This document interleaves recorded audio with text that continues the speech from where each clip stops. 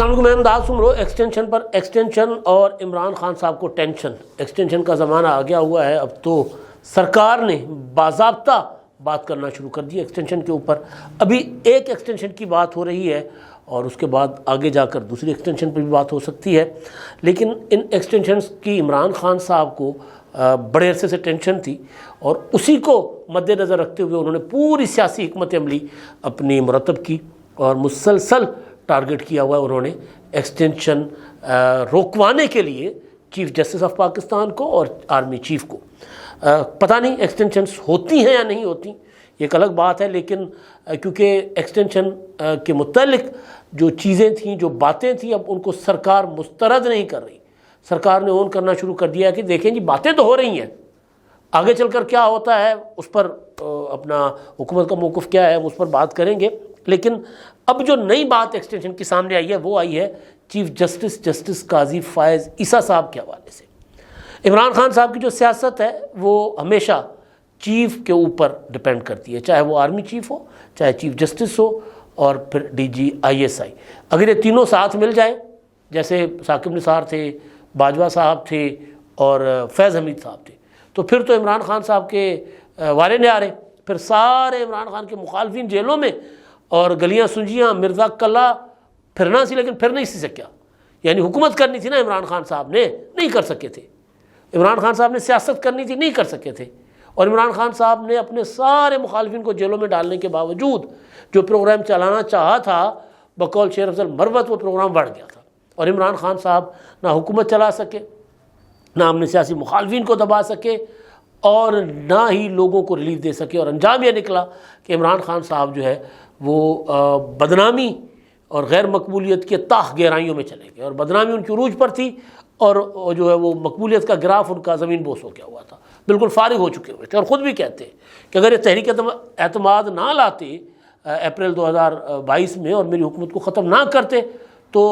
ہمیں تو کسی نے ووٹ ہی نہیں دینا تھا، کسی نے منہ ہی نہیں لگانا تھا۔ یہ PTI والے بار بار کہہ چکے ہوئے کہ جی اس کے بعد وہ جو تحریک عدم اعتماد آئی اور پھر عمران خان صاحب نے ایک بیانیہ بنایا، یہ کیا وہ کیا، تو ہم اپنا دوبارہ ہماری مقبولیت بحال ہو گئی، اور بحال ہوئی مقبولیت عمران خان صاحب کی۔ لیکن اس کے باوجود مقبولیت تھی، لوگ تھے، ووٹ پڑے، لیکن چیف جسٹس ساتھ نہیں تھے، آرمی چیف ساتھ نہیں تھے، DGISI ساتھ نہیں تھے، تو جو بھی رزلٹ آئے انتخابات کے وہ سارے کے سارے جو عمران خان کے حق میں آئے، عمران خان صاحب نے ان کو اپنے خلاف کر لیا۔ اور اب ان کو ڈر یہ ہے کہ اگر یہ سارے لوگ کنٹینیو کرتے ہیں یا کم از کم میرے نہیں آتے تو پھر میں سروائیو نہیں کر سکوں گا۔ اس لیے خان صاحب نے بڑے عرصے سے اور آج کل تو ریگولر چیف جسٹس کو اور آرمی چیف کو اور DGISI کو نشانہ بنانا شروع کیا ہوا۔ میں یہ نہیں کہتا کہ ان کے گلے شکوے شاید جائز اور ناجائز ہیں، میں یہ نہیں کہہ رہا، ہو سکتا ہے کہیں نہ کہیں سسٹم کے اندر، جو پاکستان کا سسٹم ہے شفاف تو نہیں ہے، کہیں نہ کہیں عدالتوں میں ان کے ساتھ زیادتی ہوئی، کہیں 9 مئی کے معاملات کو لے کر، اب 9 مئی کی برسی بھی آ رہی ہے، ان کو لے کر کہیں نہ کہیں جو ہے وہ عمران خان صاحب کے ساتھ اور ان کے ساتھیوں کے ساتھ کہیں زیادتی ہو رہی ہوگی۔ لیکن جو ٹارگٹ عمران خان کا ہے وہ زیادتی وجہ نہیں ہے، وجہ ہے عمران خان صاحب کی کہ وہ آگے دیکھ رہے ہیں۔ وہ کہا تھا نا زرتاج گل نے کہ عمران خان صاحب میں دیوار کے اس پار دیکھنے کی صلاحیت ہے، تو باقی کوئی صلاحیت تھی نہیں تھی، لیکن اتنی صلاحیت عمران خان صاحب کے اندر ہے کہ اگر واقعتاً جو باتیں ہو رہی ہیں یا جو انہوں نے کیا تھا، قمر جاوید باجوہ کو انہوں نے ایکسٹینشن اس لیے دی تھی نا کہ تاکہ وہ اپنے مخالفین کو باجوہ کے ذریعے دبا کے رکھ سکے۔ باجوہ صاحب کہتے ہیں کہ جی عمران خان صاحب کو جب ہم کہتے تھے معیشت ٹھیک کریں، وہ کہتے ہیں معیشت کو چھوڑ دو، ان سارے مخالفین کو تن دو، اندر کر دو سب کو۔ اور پھر ایکسٹینشن جو وہ تھی ایکسٹینشن، اور اس ایکسٹینشن کے ساتھ پھر چیف جسٹس کی ایکسٹینشن بھی ہونی تھی۔ تو یہ وہ معاملات ہیں جو عمران خان صاحب خود چاہتے تھے۔ آرمی چیف کی ایکسٹینشن تو کر دی، لیکن چیف جسٹس کی ایکسٹینشن کے لیے ان کو چاہیے تھی اپنا ترمیم آئین میں ٹینیور پوسٹ کرنے کے لیے، تو وہ تو نہیں کر سکے تھے۔ ان کو لگ رہا ہے کہ اب حکومت کرے گی، اب حکومت نے پھر اشارے دینا شروع کر دیے، حکومت کرے نہ کرے، موجودہ حکومت وہ کرے نہ کرے، لیکن وہ ڈرا ضرور رہی ہے۔ وہ کہتے ہیں جی مارنے سے بہتر ہے زیادہ گھسیٹو، ڈراؤ، خوفزدہ کرو۔ تو وہ عمران خان صاحب کو ڈرایا جا رہا ہے، خوفزدہ کیا جا رہا ہے، اور وہ ہو رہے ہیں، اور خوفزدہ ہو کر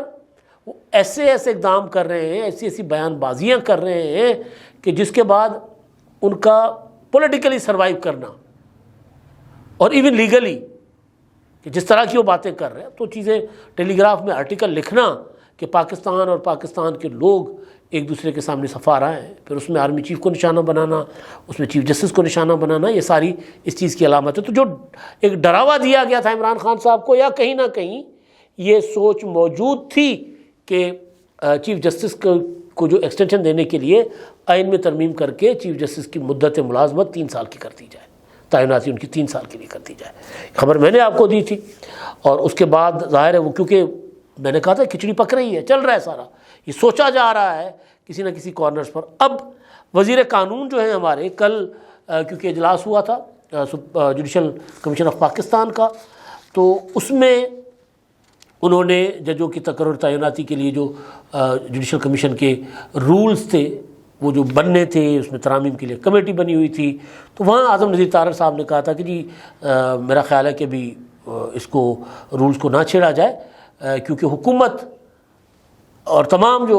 اپنا پولیٹیکل پارٹیز ہیں حکومت کے اندر، وہ الیکشن اصلاحات کرنا چاہتی ہیں، اور ان کے الیکشن اصلاحات کہہ رہا ہوں، جوڈیشری میں اصلاحات چاہتی ہیں، جوڈیشل اصلاحات چاہتی ہیں، اور اس کے لیے آئینی ترمیم کی طرف جا سکتے ہیں، کیونکہ ان سب کے الیکشن منشور میں شامل تھا۔ تو لہٰذا انہوں نے کہا تھا کہ جی اس معاملے کو نہ چھیڑا جائے، تو جوڈیشل کمیشن نے کہا ٹھیک ہے ہم نہیں چھیڑتے، پرانے رولز کے تحت چلتے ہیں، ضابطۂ کار کے تحت۔ تو بہرحال لیکن اس کے بعد پھر ایک اور چیز وزیر قانون سامنے لے آئے ہیں، وہ بڑی دلچسپ ہے۔ وہ سوال تو ان کے ساتھ ظاہر یہی تھا کہ جی ترمیمیں جو ہیں، آئینی ترمیمیں جوڈیشل اس میں اپنا ریفارمز میں، وہ کیا صرف ججز کے تقرر کے اوپر محدود ہوں گی؟ وہ جو میں نے آپ کو پچھلے ولاگ میں کہا تھا نا کہ اصل چیز یہ ہے کہ جو 18ویں ترمیم میں ججز کے تقرر کے لیے پارلیمانی کمیشن کو اسٹرانگ کیا گیا تھا، اسٹرینتھن کیا گیا تھا، اور پارلیمانی کمیٹی کا فیصلہ جو ہے وہ امپورٹنٹ تھا اس میں، لیکن افتخار چودھری نے بلیک میل کر کے کہا کہ واپس لو، اور پھر انہوں نے جوڈیشل کمیشن کو زیادہ بااختیار بنا دیا، اور پارلیمانی کمیشن کو کمیٹی کو ربڑ اسٹیمپ بنا دیا تھا۔ تو وہ ترمیم وزیر قانون کہہ رہے ہیں کہ ایک تو وہ ترمیم ہونی ہے جو 18ویں ترمیم میں ہوئی تھی اور واپس کروائی گئی تھی ججز کے تقرر اور تعیناتی میں، جو بیلنس آف پاور تھا کہ جوڈیشل کمیشن اور اپنا پارلیمانی کمیٹی، ان کے اندر توازن تھا طاقت کا، اختیارات کا، تو وہ توازن بحال کرنا ہے جس کے لیے ترمیم کرنی ہے آئین میں۔ اور دوسرا ان سے سوال ہوا کہ کیا چیف جسٹس کی مدت ملازمت جو ہے، تعیناتی جو ہے، وہ 3 سال کے لیے کرنے کا سوچا جا رہا ہے؟ تو اس پر انہوں نے کہا، یا ریٹائرمنٹ کی مدت بڑھانے کا، تو اس پر انہوں نے کہا، یعنی ججز کی ریٹائرمنٹ کی مدت سپریم کورٹ کے، تو اس پر انہوں نے کہا کہ دیکھیں جی یہ باتیں تو چل رہی ہیں اور میں مسترد نہیں کرتا ان چیزوں کو، لیکن ابھی حکومتی لیول پر ایسی کوئی بات نہیں ہو رہی، لیکن باتیں ہو رہی ہیں اور میں اس کو مسترد نہیں کر رہا۔ اس کا مطلب کیا ہوا کہ میں باتیں سننے میں آ رہی ہیں، تاہم ابھی تک بطور وزیر قانون اس پر انہیں مجھے کام کی ہدایت نہیں ملی۔ وہ کہہ رہے ہیں حکومت نے کام کی ہدایت نہیں دی، لیکن اس معاملے کو مسترد نہیں کریں گے۔ اگر ہدایت مل گئی تو میں کہوں گا کہ ہاں کرنا چاہیے۔ اب اس کا مطلب ہے کہ یہ جو میں نے آپ کو خبر دی تھی کہ اسلام آباد میں جو پاور کوریڈورس ہیں، ادھر ادھر یہ باتیں چل رہی ہیں، کچھ اسٹیبلشمنٹ کی اپروچ یہ ہے، کچھ چاہتے ہیں اپنا سیاستدان اور خاص طور پر مسلم لیگ نون والی سائڈ سے یہ چاہا جا رہا ہے کہ اگر ان کو 3 سال کی مدت ملازمت کر دی جائے، اگر قاضی فائزہ صاحب قبول کر لیں تو زبردست، اگر وہ کہیں کہ نہیں جی مجھے ریٹائر ہونے دیں آپ اکتوبر میں، اور پھر اس کو اپلائی کریں، نافذ العمل کریں آنے والے چیف جسٹس کے اوپر، تو پھر اس کے بعد جسٹس منصور علی شاہ صاحب آ جائیں گے۔ تو منصور علی شاہ صاحب آ گئے تو بھی پھر وہ عمران خان صاحب کے لیے، کیونکہ وہ آئین اور قانون پر عمل کرنے والے جج ہیں نا، میکسیمم یہ ہوگا کہ جی عمران خان کو اتنا ریلیف مل جائے گا کہ جو عدلیہ ہے وہ آئین اور قانون کے تحت چلے گی۔ لیکن یہ نہیں ہو سکتا کہ عمران خان صاحب کہیں کہ جی چیف جسٹس ثالثی کرے مذاکرات کے لیے، تو وہ نہیں ہوگا۔ یا یہ نہیں ہوگا جس طرح بندیال نے 63A کی تشریح کر کے پنجاب عمران خان کے حوالے کر دیا، یا یہ نہیں ہو سکتا کہ بندیال نے کہا کہ میرے لاڈلے نے اسمبلی توڑ دی ہے، پنجاب اسمبلی اور خیبر پختونخوا کی اسمبلی، تو لہٰذا اب وفاقی حکومت اسمبلیاں توڑے اور سندھ اسمبلی بھی توڑ دی جائے اور بلوچستان کی اسمبلی بھی توڑ جائے۔ تو یہ نہیں ہو سکتا۔ پھر اس کے بعد پھر ظاہر ہے آئین اور قانون کے تحت، کیونکہ جسٹس منصور علی شاہ صاحب جب چیف جسٹس لاہور تھے تو اس وقت انہوں نے بڑا دبنگ قسم کے اصلاحات کیے تھے، اور وہ کبھی بارز اور وہ جو وکلاء کے خاص گروہ ہوتے ہیں ان کے سامنے وہ کبھی بھی انہوں نے ایک لمحے کے لیے ان کی پرواہ نہیں کی تھی. وہ بلیک میل کرتے ہیں ظاہر ہے، وہ نہیں ہوئے تھے. ابھی ریسنٹلی ان کا جو خطاب ہوا اس میں انہوں نے جو باتیں کی تھیں یاسمہ جہانگیر کانفرنس میں یا ایک اور تقریب تھی، بہرحال اس میں انہوں نے ایک دبنگ قسم کا خطاب کیا تھا. اس میں انہوں نے کہا تھا کہ یہ جوڈیشری میں اصلاحات اور پھر یہ جو وکلاء کا کردار ہے اس کو بھی انہوں نے کہا تھا کہ امپورٹنس دینی ہوگی، اور دوسرا کہ اپنا ہمیں جو یہ ٹیکنالوجی ہے اس کا فائدہ اٹھانا ہوگا. ہمیں تو پتہ ہی نہیں ہے جی کتنے کیسز جو ہیں وہ پینڈنگ پڑے ہیں اور کتنے کیسز جو ہیں وہ نپٹائے گئے. مطلب انہوں نے ایک طویل لمبی گفتگو کی تھی اور جس میں وہ سارا آئین اور قانون اور ایک ایک چیز انہوں نے سامنے رکھی تھی. تو اگر وہ بھی آ جاتے ہیں تو بھی ظاہر ہے عمران خان صاحب کے لیے ٹینشن ہے، کیونکہ اگر ٹینیور پوسٹ نہیں ہوتی اپنا سپریم چیف جسٹس کی تو پھر